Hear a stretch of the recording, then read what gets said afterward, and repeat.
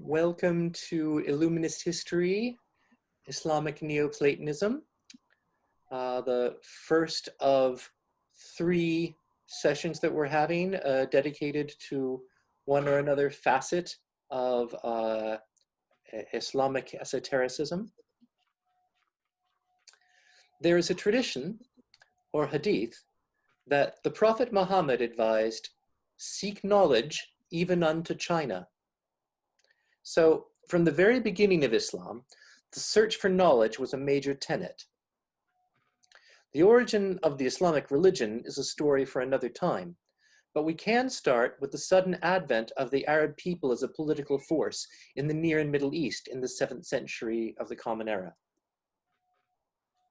This was a region that was hotly contested by the Byzantine or Eastern Roman Empire and the Persian Sassanid Empire, both of whom had pummeled each other more or less into exhaustion. To somewhat oversimplify, the Byzantines liberated much of the Arab world from Sassanid occupation and then went home, claiming to have brought Palestine and Syria back under Byzantine control without actually bothering to, govern anything. This freed up the now unified Arab forces to defeat and take over the Sassanid Empire in 651. And by 654, they controlled what you see on the map here, the Arabian Peninsula, the Levant, Egypt, Tunisia, Transcaucasia, the Iranian Plateau, along with parts of Central and South Asia. This was the time known to Sunni Muslims as the era of the rightly guided caliphs, or the Rashidun Caliphate. This was followed by the Umayyad Caliphate from 661 to 750, centered in Damascus. Possibly the greatest of the Umayyad caliphs was Abd al-Malik, who constructed the Dome of the Rock on the site formerly occupied by Solomon's Temple, possibly making it, in a mystical sense, that temple's successor. It is said to mark the spot from which the Prophet Muhammad took his visionary journey to heaven. This is an architectural masterpiece whose octagonal floor plan is abundantly referenced by the prevalence of octagonal forms in Islamic art and mysticism. It is the following regime, the Abbasid Caliphate, that is of particular interest to us, because this is where the Greco-Arabic translation movement got seriously underway. After the second Abbasid Caliph, Al-Mansur, founded the city of Baghdad along astrological principles and relocated the capital there, he directed that philosophic, scientific, and literary works from all the languages found within the empire, Greek, Persian, Syriac, among others, to be translated into Arabic and studied, thus bringing about the Islamic Golden Age, and incidentally preserving much of the heritage of the ancient Greeks that would otherwise have been lost. And they not only preserved it, but Islamic scholars analyzed and cross-referenced the learned works from Greece, India, Persia, China, and elsewhere, making unparalleled advances in the science and other cultural domains. The 5th Abbasid Caliph, Harun al-Rashid, famous as the Caliph in 1001 Arabian Nights, and also depicted here in issue number 50 of The Sandman, for you Neil Gaiman fans, founded the Beit al-Hikmah, the House of Wisdom, as their great library and translation center. It was the 9th Abbasid Caliph, Al-Mamun, who recognized the gifts of a promising young scholar named Al-Kindi, whose bust is supposedly here, and assigned him a post in the House of Wisdom, where he became known as the father of Arab philosophy, forging a synthesis between the writings of Aristotle and the tenets of Islam. His advocacy of Aristotelianism had an enduring impact on Islamic thought, and can be seen as indirectly responsible for the later dominance of Aristotle's work in Christian scholasticism. It was Al-Kindi who edited an Arabic translation of parts of the Aeneads of Plotinus, along with a commentary by Porphyry that was thought to have been authored by Aristotle, and so was known as the Theology of Aristotle, a vastly influential work. So the Aristotle of Arabic philosophy is far more Neoplatonic than the Aristotle that we think of. But as pivotal as he was in the development of Arabic philosophy, Most of Al-Kindi's works have been overshadowed by later thinkers, the first of whom is Al-Farabi, who lived from around 872 to 950. He was influential in many branches of learning, and as Aristotle was known as the first teacher, Al-Farabi became known as the second teacher. His teachings are particularly interesting to us on the subject of what is known as the active intellect. The root of this subject comes from a brief passage in Aristotle, about which I'll read the opening excerpt from a study by Herbert A. Davidson entitled Al-Farabi, Avicenna, and Averroes on Intellect. The most studied sentences in the history of philosophy are probably those in Aristotle's De Anima that undertake to explain how the human intellect passes from its original state, in which it does not think, to a subsequent state in which it does. Aristotle started from the presupposition that human thoughts reflect the external world without distortion, reasoning that the presence of any inborn quality would color thoughts received by the human intellect and hence prevent the intellect from performing its assigned task. He found the human intellect to be a part of the soul which has the ability to become each thing, but in itself originally has no nature whatsoever other than the ability to think. Then came the statements that were to echo down through the centuries. Aristotle brought to bear a dichotomy pervading his entire philosophy, positing that the various domains of the physical universe disclose both a matter and a cause or agent, which leads the matter from potentiality to actuality. And he inferred that the same distinction must also be present in the soul. At the side of the intellect that is what it is by virtue of becoming all things, by virtue of acquiring all thoughts, an intellect must consequently exist that is what it is by virtue of making all things, by virtue of making all thoughts. The intellect that is what it is by virtue of becoming all things came to be known as the potential or material intellect, and that intellect that is what it is by virtue of making all things as the active intellect. Just what Aristotle meant by potential intellect and active intellect, terms not even explicit in the De Anima, and at best implied, and just how he understood the interaction between them remains moot to this day. Now, recall also that the works of Aristotle were not written by him, but were rather compiled from notes of his lectures taken by his students. So we have a mystery that might have been a mere accident, but that created a vacuum of interpretation, the filling of which led to works of remarkable creativity. In the Islamic Aristotelian Neoplatonic framework of Al-Farabi, from the incorporeal first cause, the deity, emanates the first intelligence. The first intelligence has two thoughts. The first thought is upwards toward the first cause, as in, I behold my creator. And from this, a second intelligence is emanated.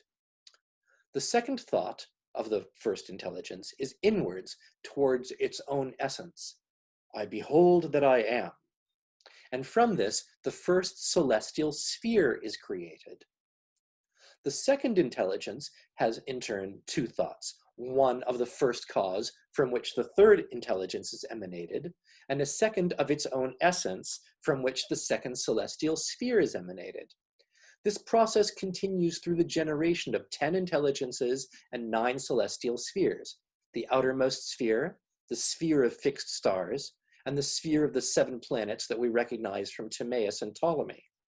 The 10th intelligence, corresponding to the celestial sphere of the moon, does not generate a further intellect. Rather, it is the active intellect, directing the potential intellect of humankind. The human intellect is a corporeal substance, according to Al-Farabi. To begin with, it is the potential intellect, more or less as in Aristotle, with the raw potentiality of thought. Then the active intellect guides it into thinking, at which point it is the actual intellect.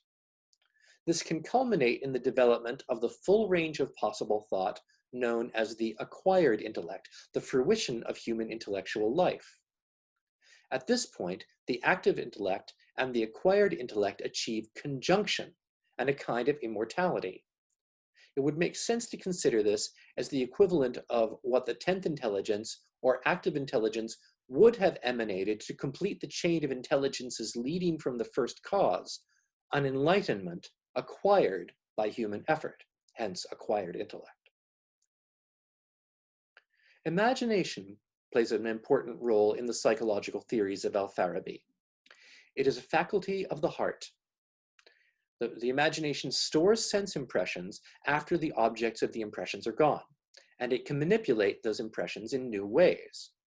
And it can create figurative images that symbolize rather than represent impressions and intellectual objects. The active intellect can emanate or communicate directly to the imagination, creating phenomena that Al-Farabi refers to as prophecy, clairvoyance, prediction of future events, and insights into metaphysical truths through dreams or, more rarely, in the waking state. For a person who has attained the state of acquired intellect, the active intellect can further provide revelation, understanding directly from the first cause. Such a person is, for Al-Farabi, the equivalent of Plato's philosopher king.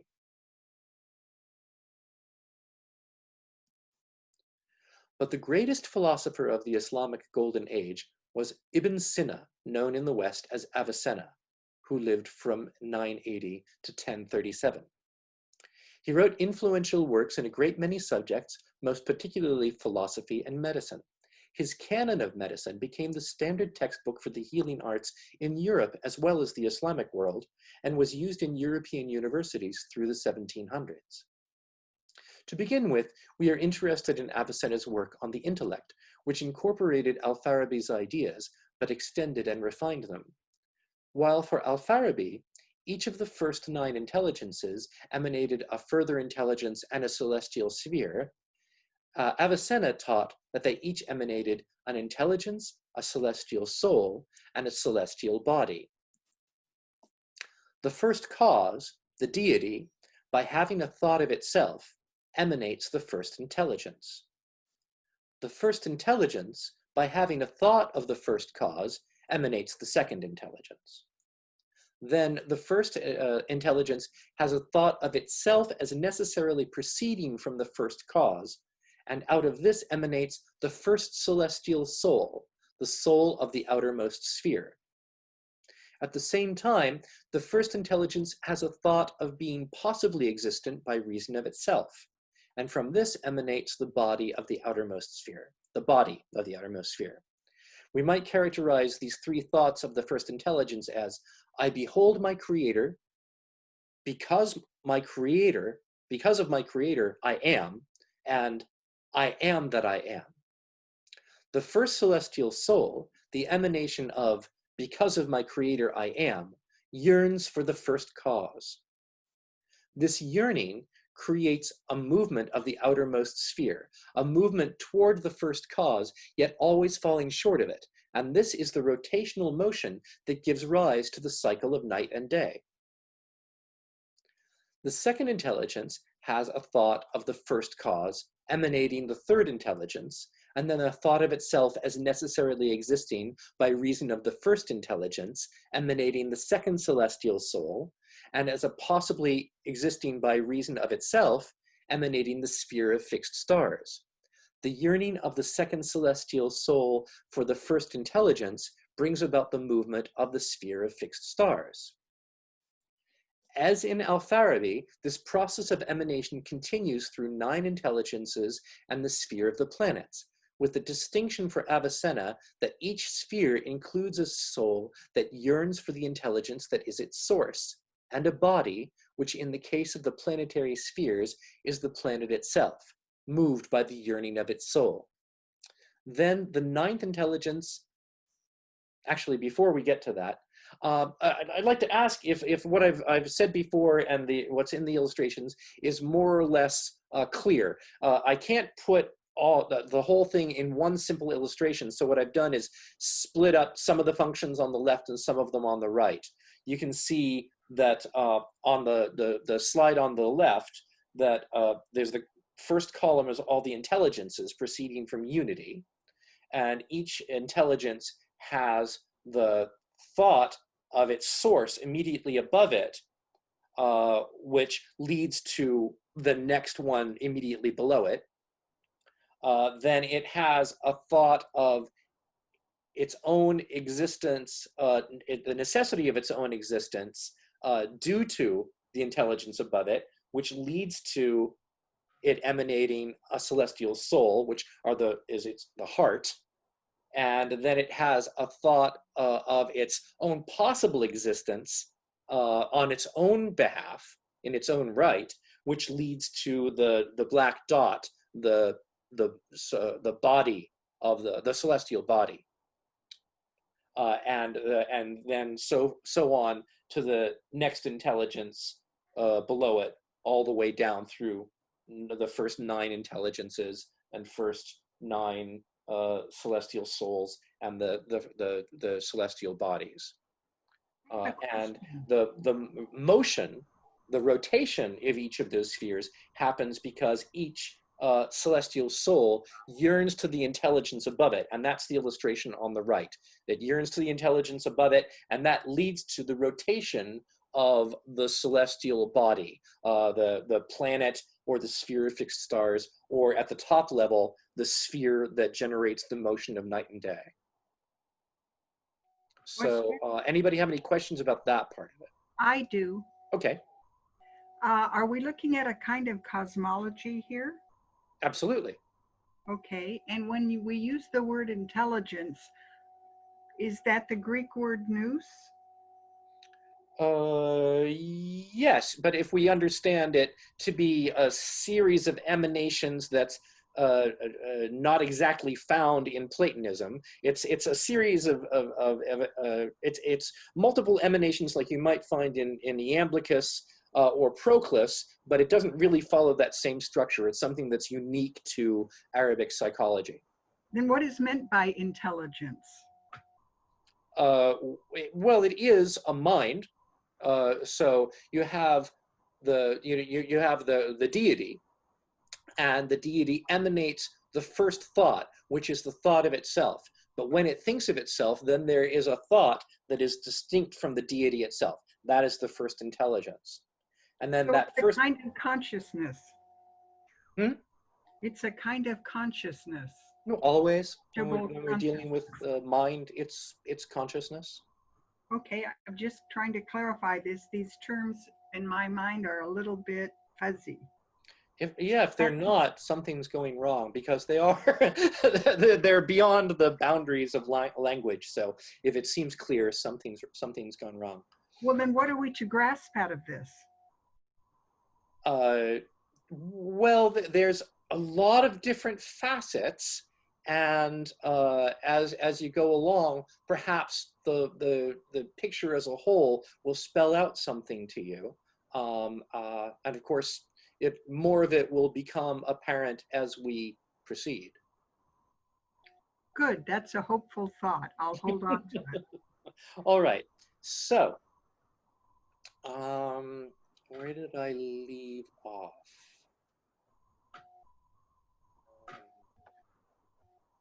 Okay, then the 9th intelligence emanates the moon, the soul that moves the moon, and the 10th intelligence, and as in Al-Farabi, the 10th intelligence is the active intellect.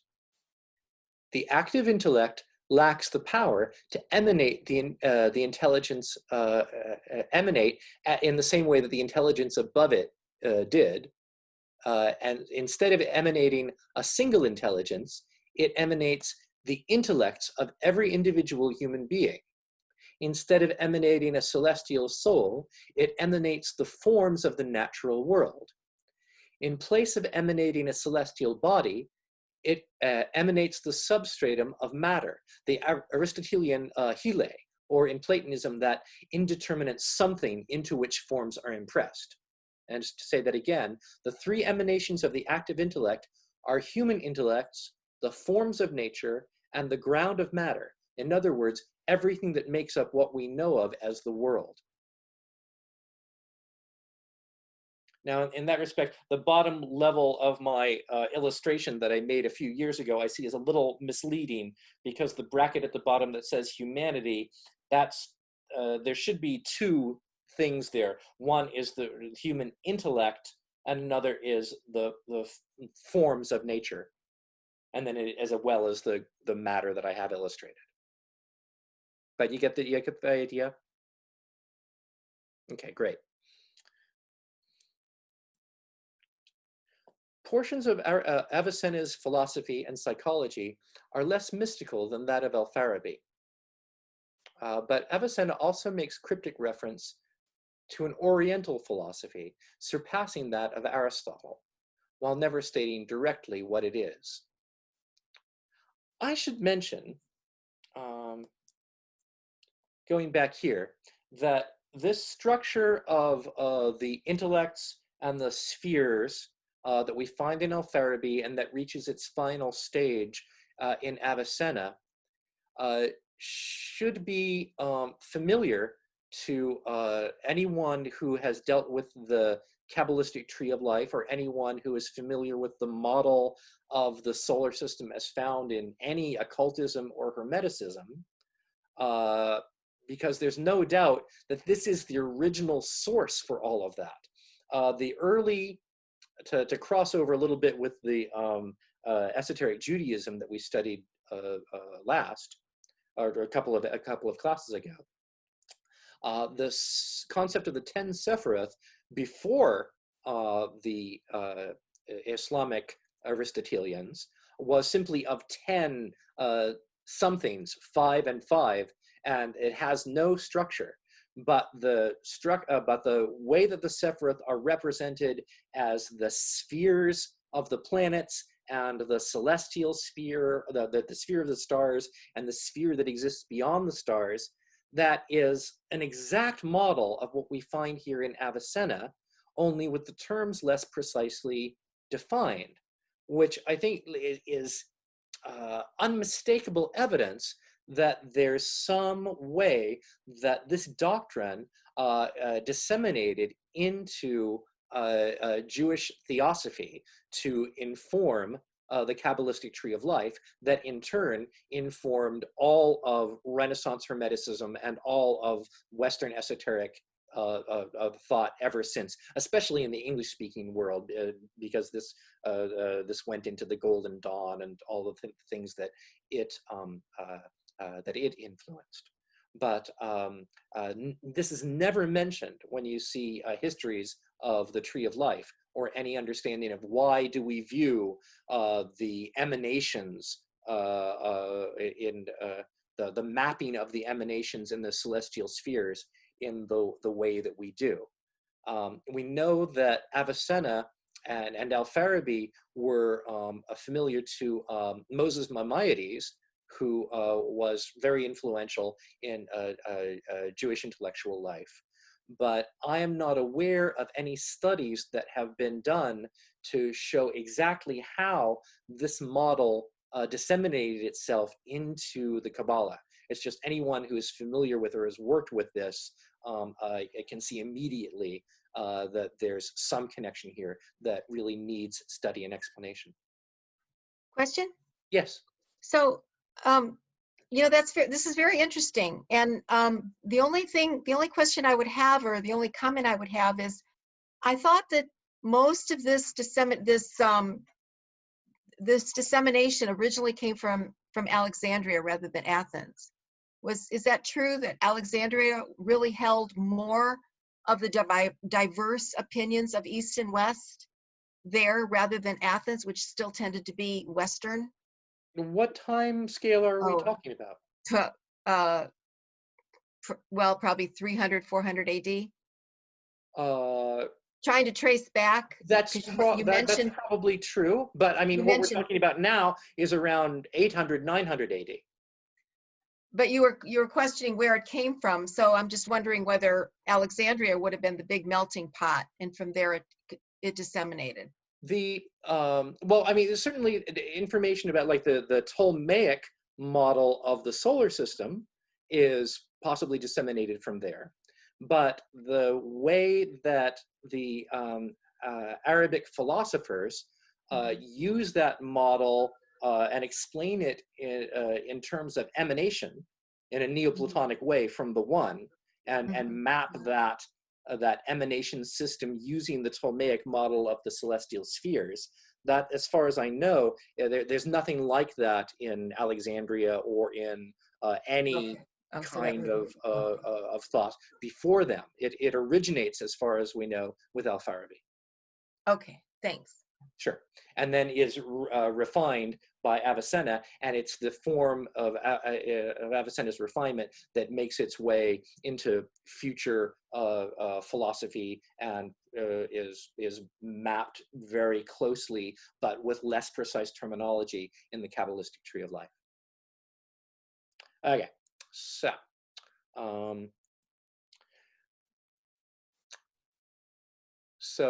yeah, let me backtrack a little bit. Portions of Avicenna's philosophy and psychology are less mystical than that of Al-Farabi. But Avicenna also makes cryptic references to an Oriental philosophy surpassing that of Aristotle, while never stating directly what it is. I believe that we see a clear example of it, though, in his recital of Hay ibn Yaqzan, which was included in the suggested readings. This can be seen as a variation on the Gnostic hymn of the pearl that we looked at last time, and is evidence that Avicenna is very much a visionary mystic. The name Hay means the living, essentially the same word as the Hebrew toast l'chaim, to life. Yaqzan means the awake one. So Hay ibn Yaqzan means the living one, son of the awake one. And this can be interpreted to mean the active intellect, son of the first cause.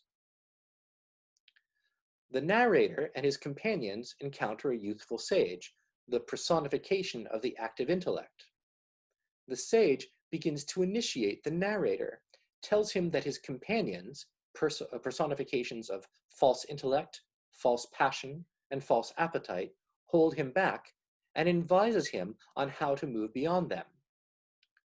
He instructs that before the journey to wisdom can begin, the narrator must purify himself in the spring of life, and provides guidance on how to get there. He then describes the three realms of the Occident, the West, being the formless nothingness of Haile, the world of form, and the celestial spheres, described in terms that should be familiar to those versed in astrology. Then there is an intermediate area with successive layers of chaos, inanimate minerals, plant life, animal life, and then the world of human life as we know it.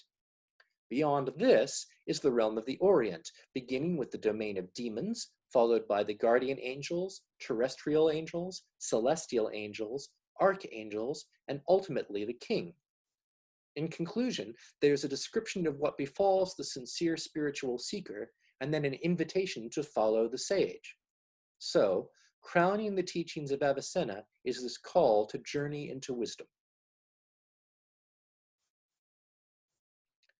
On the subject of Islamic Neoplatonism, but from a current other than the Arabic peripatetic philosophers, the mysterious group known as the Ikhwan al-Safa, or the Brethren of Purity, should be mentioned. Very little is known about who they were, where they came from, where they went, or how long they lasted. They are best known from their encyclopedia, called the Rasa'il Ikhwan al-Safa, of which the slide shows an original copy from an auction. It's composed of 52 volumes, covering a wide variety of subjects, classified under the headings of mathematics, physics, and metaphysics. And metaphysics is divided into psycho-rationalism and theology. And all of this is from a perspective that is a synthesis of Islam and a particular breed of Neo-Pythagoreanism. Our best dates for the Rasa'il place its authorship at around 950, placing it between the times of Al-Farabi and Avicenna, but with no apparent influence in either direction. It is thought that they were a secret society who for a time met in Basra in southern Iraq. Their teachings are thoroughly suffused in Neoplatonism and Pythagoreanism to such an extent that it is tempting to look for their origins in some branch of the Pythagorean Brotherhood that had endured into the time of the Abbasid Caliphate somehow.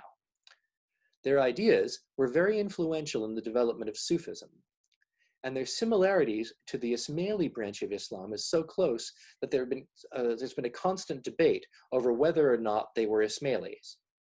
At the least, it is safe to say that the Ismailis absorbed the teachings of the Brethren of Purity from early on, to the point of feeling a sense of identity with them, regardless of whether there was originally any affiliation. I discovered that the Ismaili Institute, in association with the Oxford University Press, published an English translation of the last volume of the Rasa'il on the subject of magic back in 2012. Now, unfortunately, I only found this out too late for me to order and study it in time for this class. But here's a quote from elsewhere in the Rasa'il, just to get a taste. "The first thing which the Creator produced and called into existence is a simple, spiritual, extremely perfect, and excellent substance, in which the form of all things is contained. This substance is called the intellect. From this substance proceeds a second one, which in hierarchy is below the first, and is called the universal soul. From the universal soul proceeds another substance, which is below the soul, and which is called original matter. The latter is transformed into the absolute body, that is, into secondary matter, which has length, width, and depth." Now, this is recognizably derived from Plotinus, with a flavor of its own. But this is a glimpse of the Brethren of Purity, a secret society uniquely skilled at remaining secret. Finally, we come to the inexhaustible treasure known by the name of Shihab al-Din al-Suhrawardi, founder of the Illuminationist school of Islamic mysticism, and arguably the greatest of the Persian philosophers. He claimed to have united the streams of the initiated traditions of the East and West, so convincingly that Zoroastrians partially reinvented their own history to conform to his doctrines.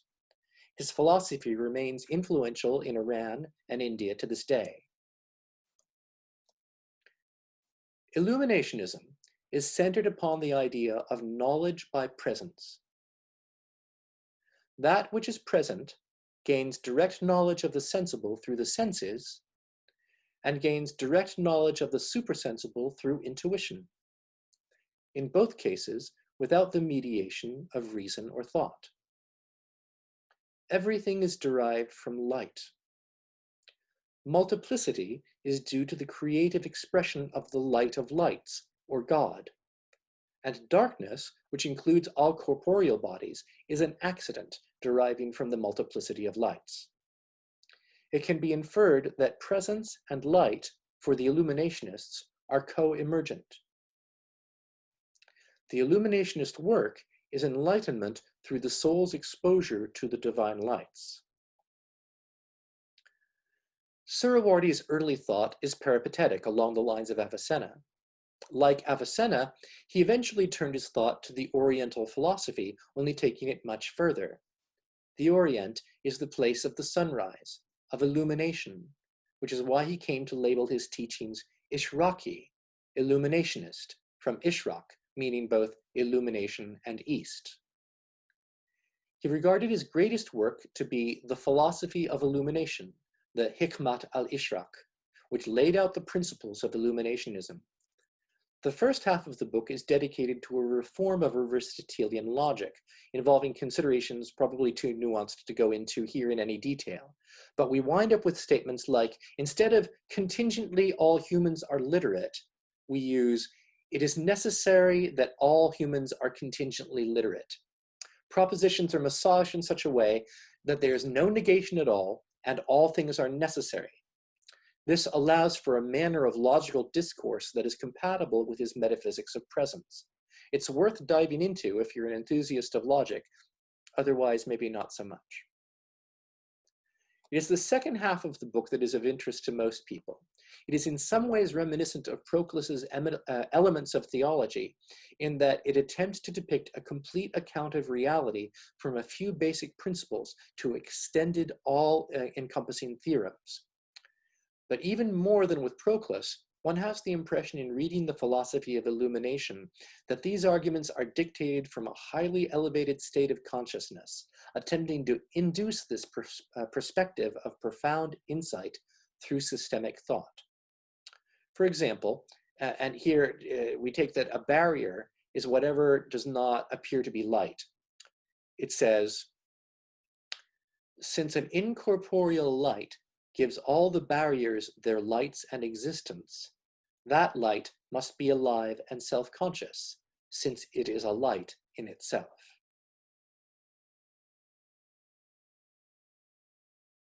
For another example, generosity is giving that which is appropriate without any recompense. The one who seeks praise or reward works for a wage, as does the one who seeks to be free of blame and the like. But there is nothing more generous than that which is light in its own reality. By its essence, it reveals itself to and emanates upon every receptive one. The true king is he who possesses the essence of everything, but whose essence is possessed by none. He is the light of lights. It is worth noting that Suhrawardi deliberately places himself in a particular lineage of sages.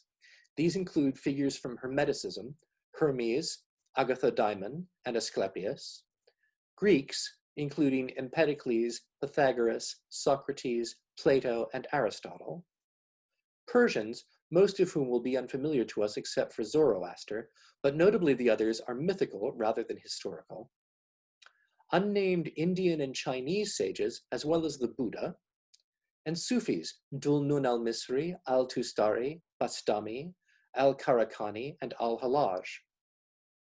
Suhrawardi's Aristotle, of course, is not the same as ours. He relates a dream in which Aristotle comes to him to explain that he was in fact a visionary mystic, and that those who deal with him as a reductionist skeptic do not understand him. But Suhrawardi identifies his lineage especially with that of Pythagoras, and describes himself as carrying forward the Pythagorean leaven brought to him by his predecessors. There is a story that relates how when Suhrawardi arrived in the Syrian town of Aleppo in 1183, he stayed at the Madrasa Halawiya, a religious school built over the ruins of a Byzantine cathedral founded, according to legend, by Saint Helena, the mother of Constantine. When Suhrawardi first attended class there, the head professor noted the contrast between the newcomer's great wisdom and his rough dervish robes. The professor sent his son to present Suhrawardi with a gift of fine clothes and an invitation to attend classes as a member of the faculty. When Suhrawardi heard this, he said nothing for a time. He then handed the boy a ruby the size of a chicken egg, the largest anyone had ever seen, and told him to bring it to the marketplace and to get a price for it, but not to sell it without checking with him first. The professor's son went and then returned to tell Suhrawardi that he had been offered 30,000 silver coins for the gem. Hearing this, the sage took another rock and smashed the ruby to shards. He returned the fine clothes to the boy and asked him to kiss his father's hand and tell him, "If I had wanted clothing, I would not have been prevented from getting it." In this way, Suhrawardi acquired a reputation as a powerful alchemist. Our understanding of Suhrawardi would be quite incomplete without the work of the great 20th century translator and philosopher Henry Corbin, or Henri Corbin. Corbin's work was centered around Suhrawardi, translating his writings into French and bringing the Illuminationist perspective into every branch of his voluminous output. It is Corbin's translations and commentary of both Avicenna's and Suhrawardi's recitals that were translated in turn into English in our suggested readings for this month. We've already discussed Avicenna's recital. Suhrawardi's is a response to Avicenna's, as if to say, Avicenna could be a visionary philosopher sometimes, but hold my chai. The recital of the Occidental Exile is a multidimensional narrative that Corbin refers to again and again throughout his writing. We might recall that there is a passage near the end of Avicenna's recital that depicts the journey of the seeker. Suhrawardi writes that there are certain facets of that description that he wishes to offer a contrasting view of, and that sets the stage for the entire piece. The work is not so linear as to be readily amenable to a simple allegorical interpretation. Rather, it is intended to be worked with, read repeatedly, chewed on, lived with. But it can be said that it is yet another variant on the theme of the Hymn of the Pearl.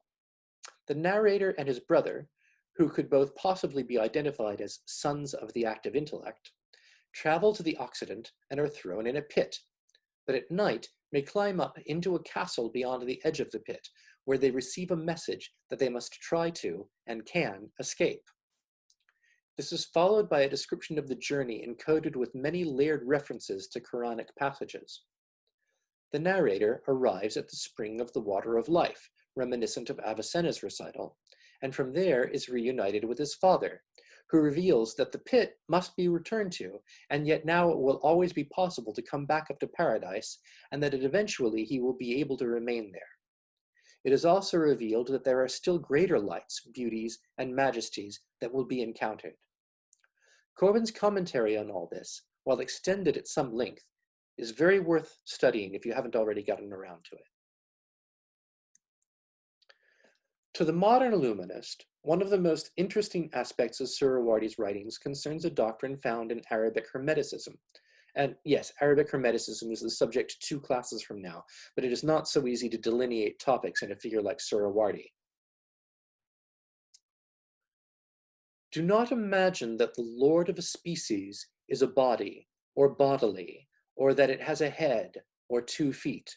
You have found that Hermes said, "A spiritual essence gave me knowledge, so I asked it, 'Who are you?' It replied, 'I am your perfect nature.'" What Suhrawardi means by perfect nature can be explained through a passage from the Gayat al-Hakim, translated into Latin as the Picatrix. The first thing you have to do in relation to yourself is to meditate attentively on the spiritual entity who rules you and who is associated with your star, namely, your perfect nature. In his Psalm to the Perfect Nature, Suhrawardi indicates, as beautifully as anyone before or since, the shape of what the Pythagorean leaven gives rise to.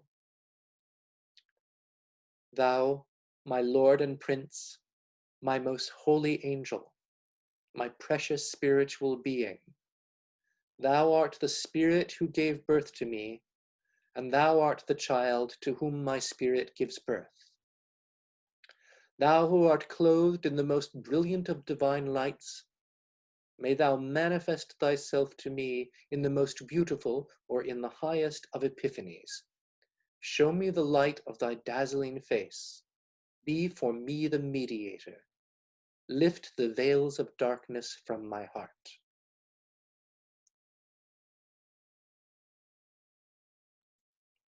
So this is a beginning glimpse into the world of the Islamic Neoplatonists. I hope it encourages you to look into their works more deeply, because the rewards therein are endless. And in the meantime, I hope you'll join us next time for a look into the vast heritage of Sufism. Thank you.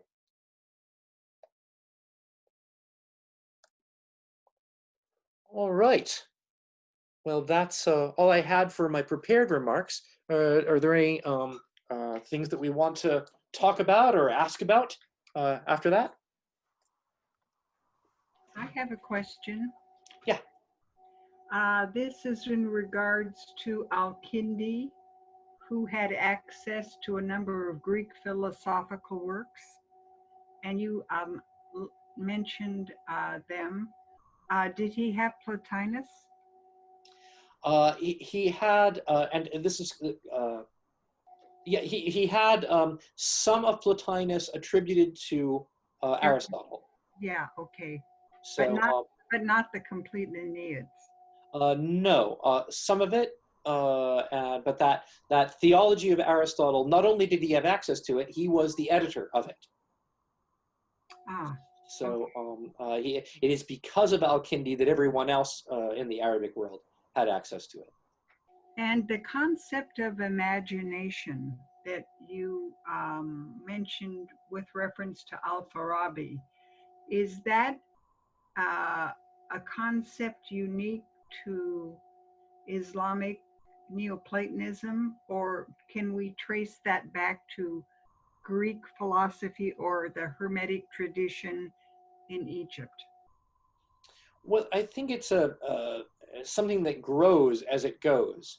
Um, uh, for me, the roots of it come from the visionary Platonic dialogues, like the Phaedo and the Phaedrus and Book 10 of the Republic, those places that are likely stories, where it's an example not of reasoning and where they refine things by argument or by something that they can strictly know, but in areas where you couldn't know, then you try to do your best to make to create the likely story. And these were works of imagination. And my impression is that by a game of cross-cultural telephone, that led to the idea of knowledge by intuition to being, in some circumstances, equal to knowledge by reason. And from there, it's a short jump to the faculty of imagination having its own equivalent validity to reason under some circumstances. Do you know what the classical Greek term for imagination is? I do not.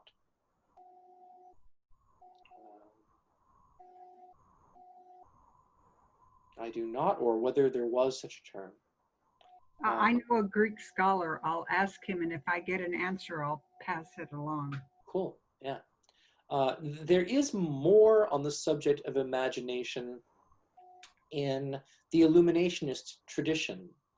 Suhrawardi refers to the world of images, the Alam al-Mithal. It is not clear what he means by it, but for the future philosopher, Illuminationist philosophers in his tradition, whose names escape me at the moment, the world of images becomes a very important part of their doctrines and is a standard part, a major part of the Illuminationist philosophy from that time forward. And that is exactly where Henry Corbin gets his imaginational world that he's always going on about in his writings. It's an attempt to put into Western language the Illuminationist idea of the world of images, the Ulam al-Mithal, and the idea being that between the world of the senses and the world of the intelligibles, there is an intermediate domain that is the place of divine insight, the place of meaningfulness, and that and Corbin's contention is that Western man has collapsed the world into objective and subjective in such a way that leaves no room for the imaginal world, which is why Western man has such trouble understanding what traditional societies are talking about, and traditional people from non-Western societies often seem to feel that Westerners are misunderstanding some of the most vital, meaningful aspects of reality. Thank you. But yeah, Brenda, Fantasia, I would say that's oh, well, Fantasia is the Greek word for imagination, you're saying. I think you're on mute. Yeah, I Googled it and that's what I got. Yeah, that sounds right. I think I've seen that in Greek things before. Cool, thank you.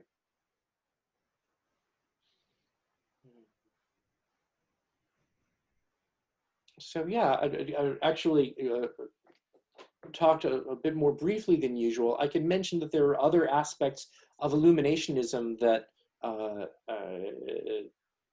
are fairly well known. If you ever heard of the energy zones or organs of subtle perception in Persian Sufism called the Lataif, or singular Latifa.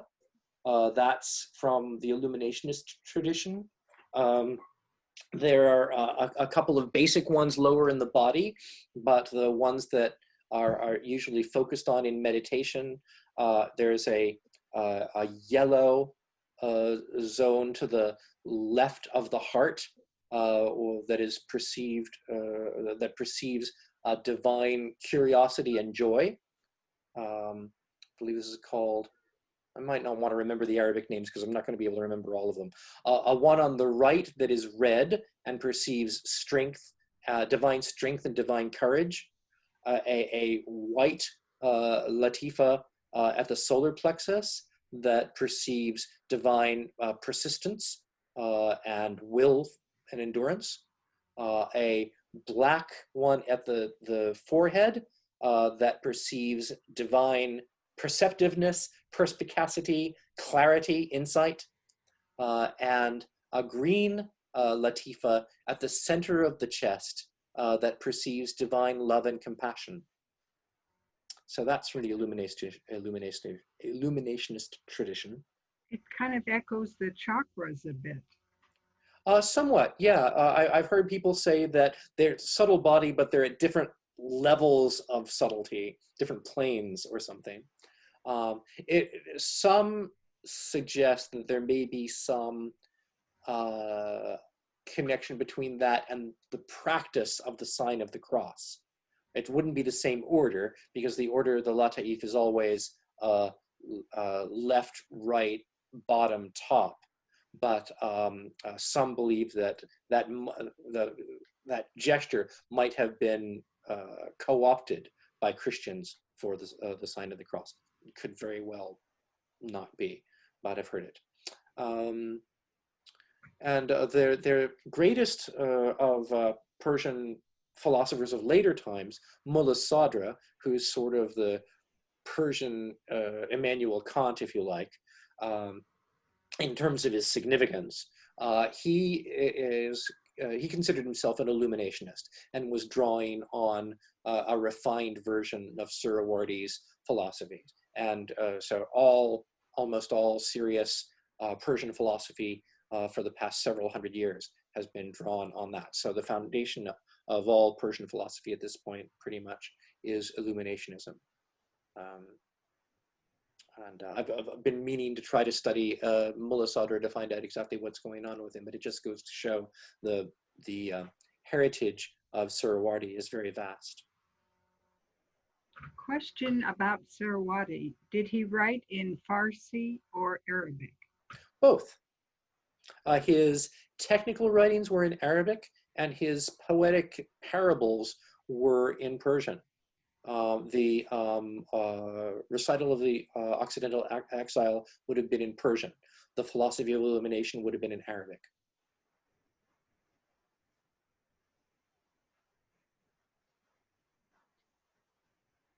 This notion that is associated with Suhrawardi, knowledge by presence, was that to some degree influenced by philosophies of the East, such as Buddhism and Hinduism, that have such a strong embedded tradition of meditation and introspection and what we might call yoga?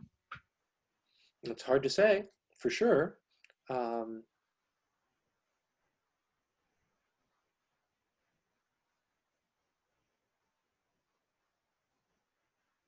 He was his own source of insight, and very original. So it is possible that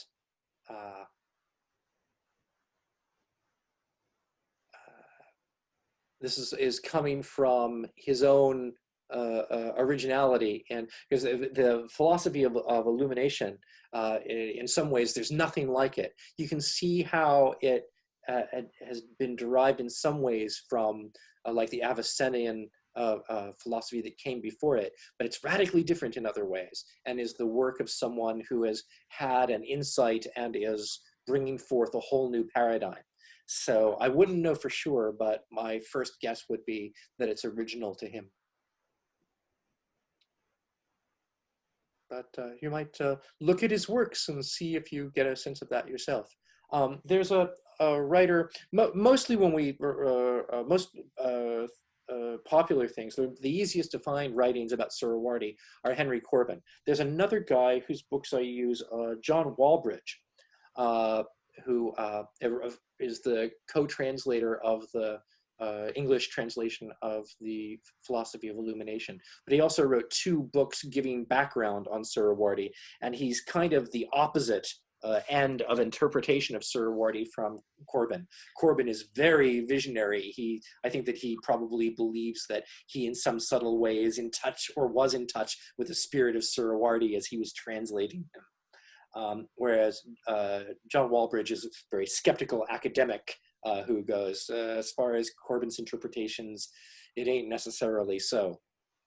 And one of the subjects that he brings up is that Suhrawardi claims affiliation with Eastern thinkers, even Persian thinkers, but for the most part, his work is building entirely on Greeks. He is a Pythagorizing Neoplatonist with Islamic influences, certain Sufi influences, but the claims that he has about restoring the ancient traditions of the Persians is, for John Walbridge, more of a sales pitch than reality.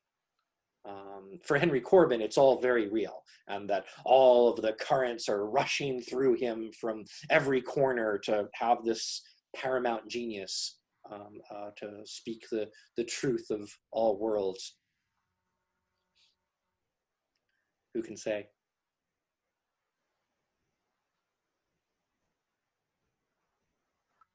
Anything else before we call it a night?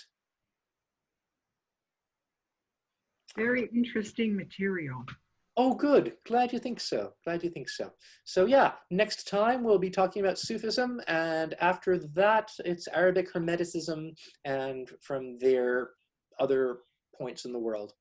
So thank you for being with us. So the video will be up probably sometime in the weekend, and I'm glad we could get together for this. Thank you so much. Thank And this might even have been a more gorgeous slideshow than usual, and that's saying a lot. Wow. Okay, cool. Well, thanks so much. Thank you. Yeah. Thank you. Good night. Bye-bye.